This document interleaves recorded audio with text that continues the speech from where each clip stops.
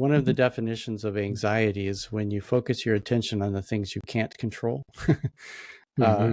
And so much of what's happening is actually outside of our ability to control it. And so first of all, just take a few deep breaths and then start focusing in on your sphere of influence. And I'm just borrowing from Stephen Covey, like Yeah.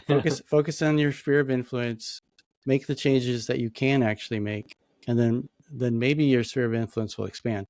So that being said, as Christian public leaders, I think one of the things that this affords us an opportunity to model generative conversation, and that's why I don't think pastors should get in the pulpit and like bash one party and promote another party. I don't think it should be about partisanship in the church. I think it should be about demonstrating the ability to have civic discourse that doesn't want to kill the other side. Yeah. But being like we as a campus, we read a really great book by Maria Guzman called I Never Thought of It That Way Before. That's a really great book talking about how to and it comes from the Higher Angels. Is that what it's called? Braver Angels group Oh, okay. Yeah. of how to create spaces for these factions to come together and learn how to listen to one another without allowing the emotional response to escalate, but to just do the deep listening. And so like maybe what we can do is first of all model a generative listening and an openness like from leadership, and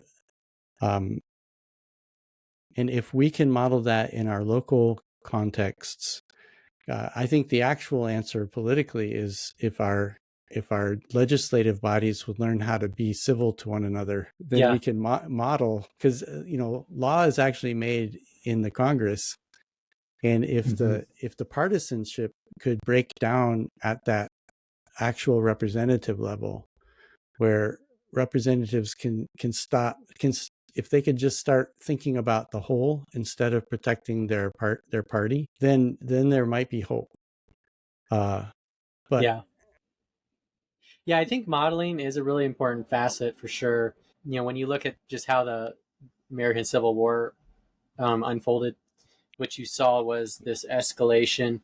I didn't know this, but apparently there were like people that were like having fistfights in Congress. They were, someone brought a gun, and I don't know if he shot it at someone, but it was like things escalated, like you're describing, even more than what we've seen now. And we've seen like little bits and pieces of some of that. But those are like kind of signals like, hey, we're moving in the wrong direction.